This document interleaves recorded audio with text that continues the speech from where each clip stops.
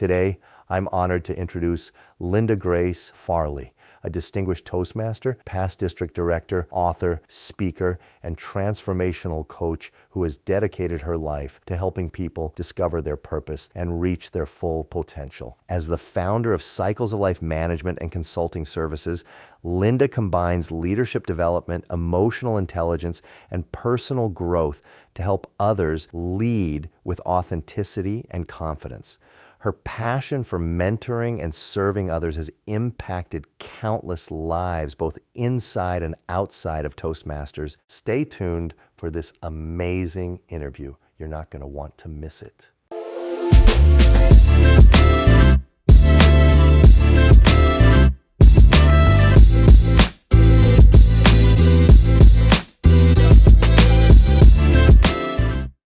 Hi, and welcome to the Linda Grace Show. No. We're changing it around a little bit today. I think it's called Conversations. Curiosity and Conversation. Curiosity and Conversation. I met Linda Grace, I think it's been a couple of years ago, maybe a year and a half, and Yes. I found out she worked at IBM, and my goal in my life was always to be a speaker for IBM. I haven't made goal yet, but when I heard that about Linda Grace, I started talking to her, and people come into your life that you've changed my life. No. Some of the things that you said and told me about myself with the dates and times and places, Oh, yeah. you know, they really make me think. Yeah. But I think it's your show today to talk to me. Oh, is it? Oh. Well, first of all, I'm very grateful and humble. Oh, thank you. I had no idea except that we met. Right. And then when I started researching, which is what I do, I'm like, oh, this is going to be a delicious conversation. So we're going to... Nice. Oh, the book. The way that I like to do this Yeah. is start out with something that people wouldn't normally talk about. Okay. But yet, if you do connect the dots, you see so much in our societies. Right. So I wanted to ask someone with your background, Okay. and it wasn't just, oh, well, okay, you retired. Right. No. So the topic is re-entry. And like we had discussed earlier, Sure. re-entry could mean anything. Right. If you're in an environment, environment beats will every time, that's what my teacher tells me. In your career, I thought, well, you were on the submarine, and that's 100 days. Sometimes a little more. What? So let's start with that, because re-entering into society, Oh, after that. now you're re-entering from below Right. in the waters, and below the ocean. Yeah, top. that's a great line of thought. When you do submerge, and you close that hatch, and you don't open it again for 109 days, a lot of things have changed. A lot of things have happened in your life that you had no control of, and didn't even realize were happening until you got out there. I think for me, and this is one of my superpowers, is my hearing. You can't make any noise on a submarine. If you make noise, somebody might hear you. And if somebody hears you, that could be a real problem. So, look at the room we're in right now. How quiet is it? Very. Very quiet. So I can hear a conversation 30 feet away. They don't even know I'm listening to them. When my wife's talking to somebody on the phone, I hear the person on the other end from the other side of the front room. I don't know if that's one of those re-entry things like you're talking about, but it has given me super sensitive hearing. Plus the colors, you come out of the hatch and there's different colors and different people, and you're so happy. I mean, you were fine under there. You're busy. But when you come out and it's over, it's like a big breath of fresh air. Let's start living life again. It's a beautiful planet, and there are a lot of colors and a lot of people, and it's like you've been reborn. But more importantly, Yeah. I think the message that you're giving is you don't realize how powerful you are until you're put in that environment, and the only thing you have is yourself. Well, you got your 150 friends. Sure. But, and that's a crazy thing too, because those relationships are so tight. Yeah. I know everybody's mom. I know everybody's wife. I know everybody's kids. 150 people that close. But, you know, you do it for 3 years at a time. And people come and go, but you get to know people. But look what you discovered about yourself. Your ability to hear. So the body's a magnificent piece of machinery. Sure. And what you were able to acquire, you developed it in such a way because of that environment. I think so, yeah. So, like I said. But anyway, yeah, that's true. It's cool. Okay, so all throughout your career, Right. you've had many experiences, and you're able to document what those beautiful superpowers that you've acquired. Yeah. And all of a sudden, was it something that you discovered immediately, or was it something that all of a sudden you realized, wait a minute, I can hear somebody? Yeah, I think, you know what, I'm glad you asked that question, because I think it's relatively recent. I mean, like in the last couple of years. Now, I haven't been on a submarine in many, many years, but I have always recognized it a little bit, but now I kind of concentrate on it. Like, I'll go somewhere to have lunch or something, I'll see a couple of people talking, and I'll try to hone in on that conversation, because I want to hear what people are talking about, for one. And the other thing is that I can vector it into a certain area. It's pretty crazy. It's pretty fun. And now I'm starting to try to learn how to read lips. Oh, I think you'll be fantastic with that. But yeah, that's one of those things. Yeah, it's great. Because you have to be very attentive. Yes, and that's why you got 2 of these and 1 of these. Okay, let's fast forward Sure. to now. I understand that at 30 years, you're expected to leave. I never knew that. Well, here's the deal. The max you can do is 30 years, unless you get permission from the Master Chief Petty Officer of the Navy to do a couple of more years. And I was given permission from the Master Chief Petty Officer of the Navy to do 32 years. At that time, there were 7 of us. The reason they gave me an extra 2 years is I'd been in Iraq and Afghanistan for 3 years in Bahrain, and then I was done. I was at 30, but they give you a thing called the Twilight Tour if you've really done well and you've earned it. Okay. And they said, RJ, where do you want to go? And I said, I want to go to Kings Bay, Georgia. And they said, okay, we're going to send you to Kings Bay, Georgia. You're going to be the base command master chief for 2 years, and then you can retire. And I said, okay. And that's why I'm here. But look at that. That's another accomplishment. Because for the norm, if you're a lifer, Yes. 30 years. But I had no idea about that. But I understand the swing, right? Because especially with your expertise. Yeah, I was okay at what I did. So let's go to that point. Where you're ready to retire. How do they prepare you for re-entry? You know, another great question. I was sitting around as the command master chief of the base, fixing to retire, and a captain came into my office. He was an older captain. I'm thinking, man, this guy is old, and he needed a haircut.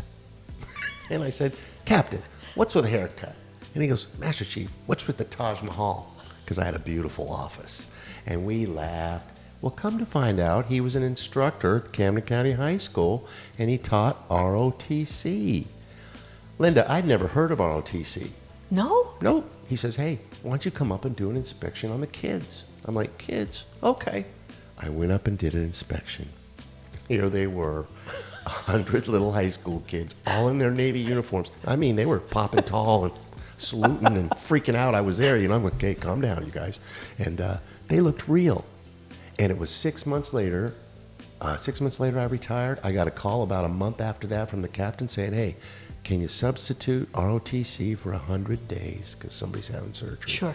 I said, okay. Well, he never came back, and I stayed 14 years.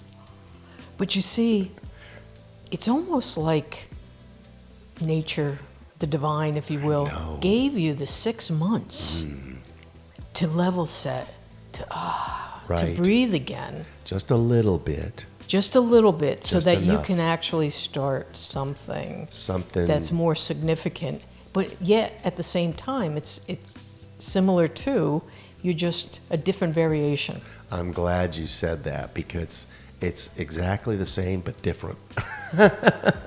But it was a real nice transition for me, because I had never been anything except the Master Chief. And I used to answer my phone, Master Chief, and my wife would go, "You retired. You can't answer the phone, Master Chief." I said, "I'm still teaching at the high school." You know, she goes, "When are you going to stop wearing that uniform?" I said, "We wear our uniform every Thursday." So I got to play the Navy game again, and the school game, which was a little bit different. Sure. Took me a little while to understand it, for an additional 14 years. And I had 973 kids come through my classroom. Wow. Yeah. You couldn't make 1,000. No, I quit. I quit early, Linda. But from your view, what is the biggest challenge that you're seeing with veterans today? Because we had this discussion, right?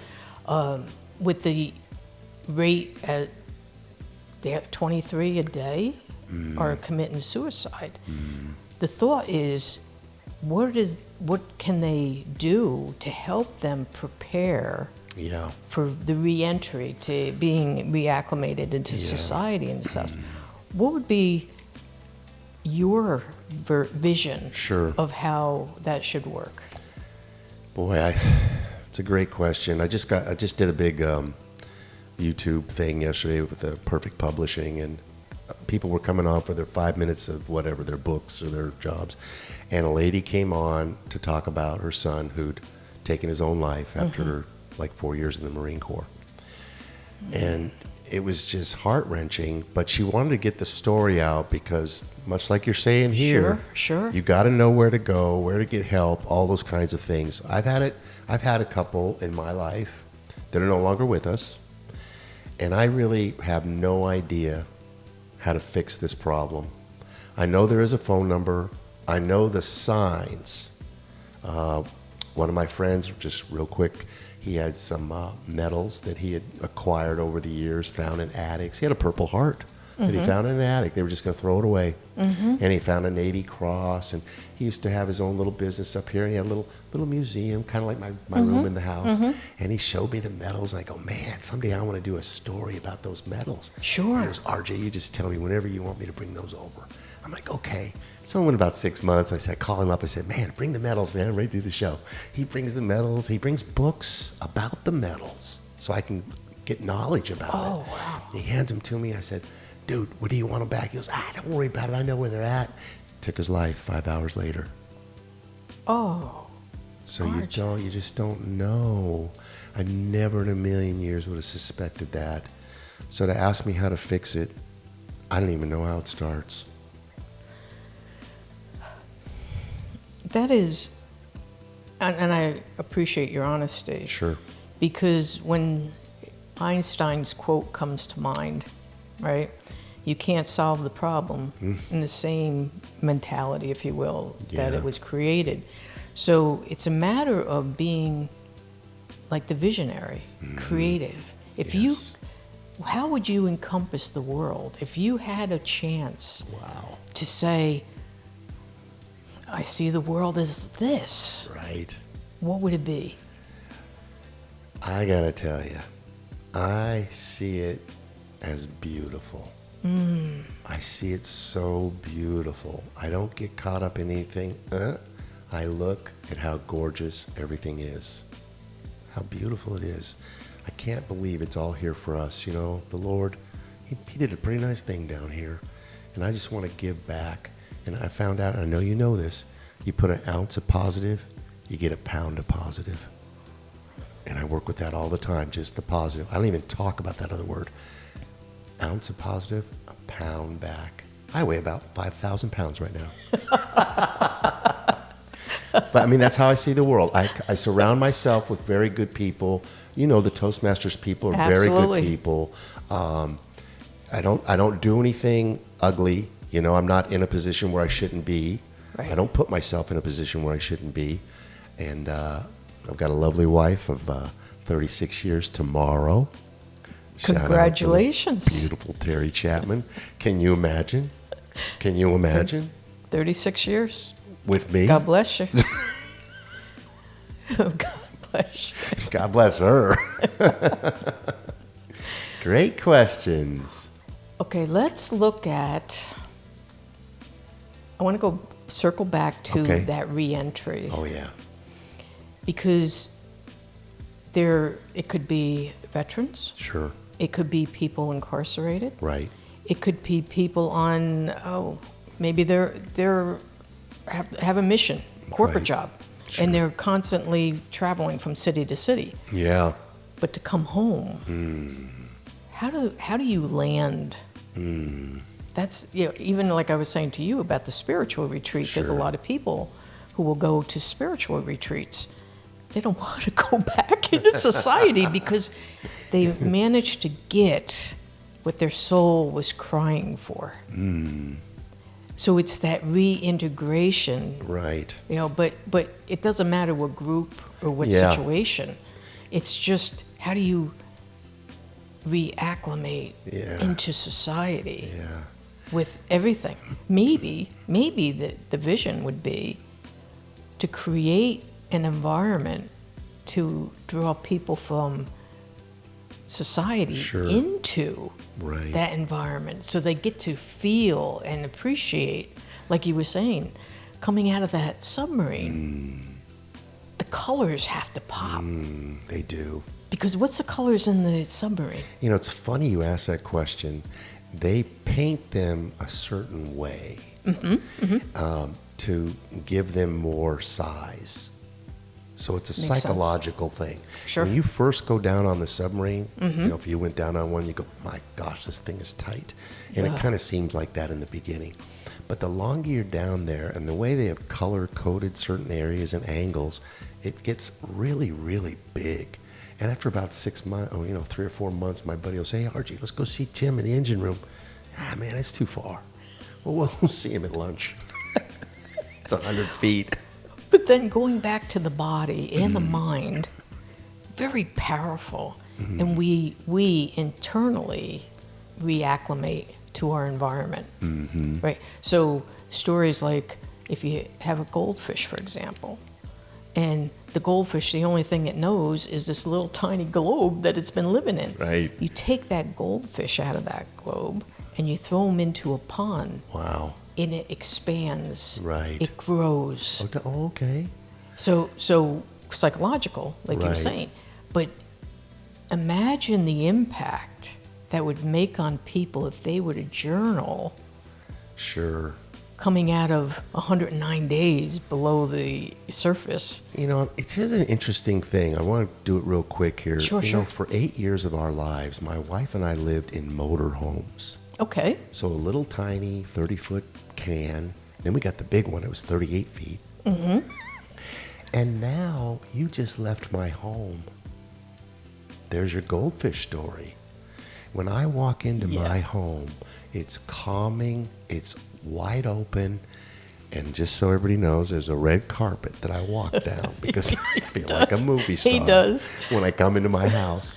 But I was thinking about the goldfish and the little tiny motorhomes and where we've come in 36 years. Exactly. And it's very calming in there. And you know, the colors are calming. We talk about the submarine. Absolutely. That's a really interesting point with the goldfish. I never even thought about that, Linda. That's cool. See, sometimes, the saying, sometimes we're too close to the forest to see the trees. Right. So, but when you have that essence of, this is my home, Yes. Yes. and you know there's safety, you know that there's security, you know that There's quiet. that's quiet. You know, one of my friends, shout out to Will Hayes, he says, how did you do this? And the property and the house and all is beautiful.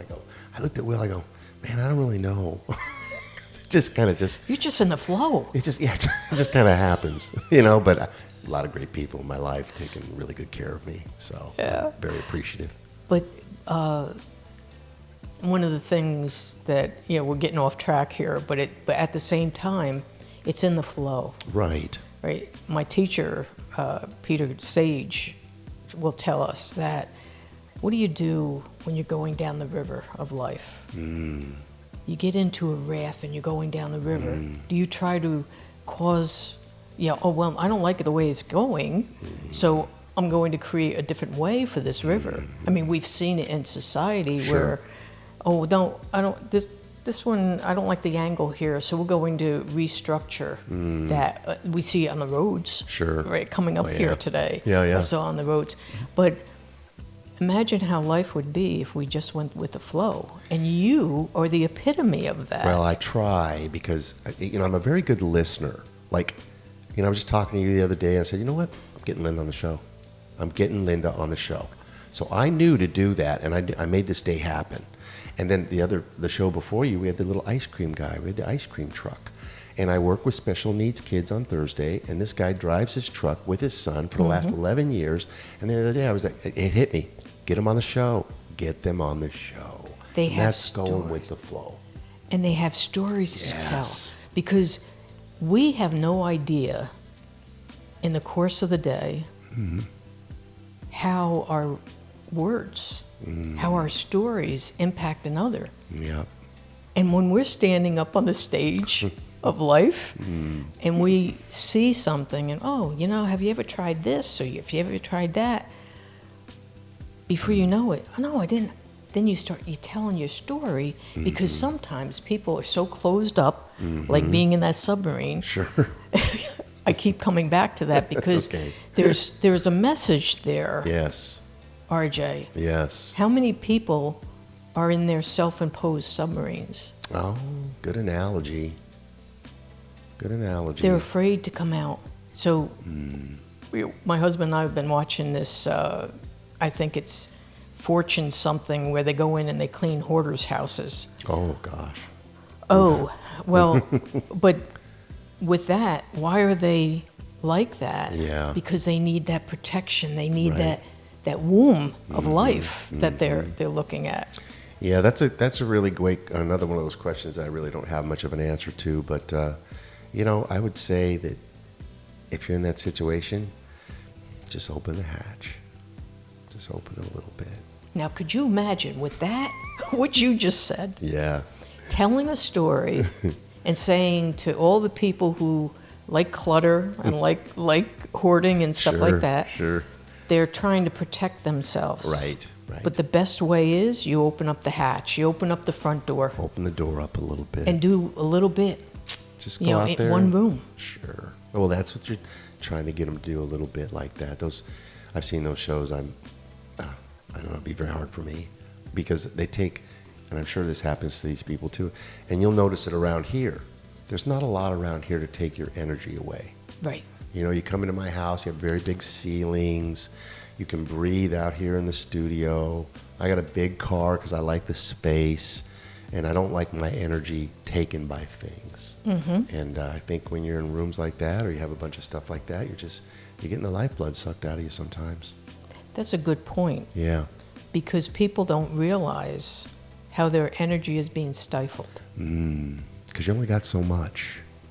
And it needs to be recharged. It does. Recharged, reloaded, you got to get some rest, drink some water, calm down for a few days. My body's pretty good about telling me, hey, you're kind of overdoing it. So you listen. I'm listening because I'm getting a little older.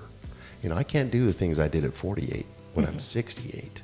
I run out of gas just a little bit quicker, and it's so odd to me because it just never happened, But now I get the word, and I'll get a little cough or something. That's the word to calm down. Yeah. Well, walking around your property, that's got to be therapeutic It's very nice. You ever heard of grounding? Yeah. Oh, absolutely. So I stand out there in the grass with my feet and say I'm grounded. I even did No, you are. I mean, yes, it's very good. When you walk into my life, you understand a little bit better. But the energy from the earth comes up through your feet, right? There is Taurus that comes around us, and there's different cameras today that can actually see. Wow. And by the color of the, that's behind you, it will say, oh, well, wait a minute, you're a little bit too in your first chakra, or your second, right? Or where you want to be is kind of like violet color, because then you're you're more spiritual, you're a higher Yeah. perspective. I don't know what my color is.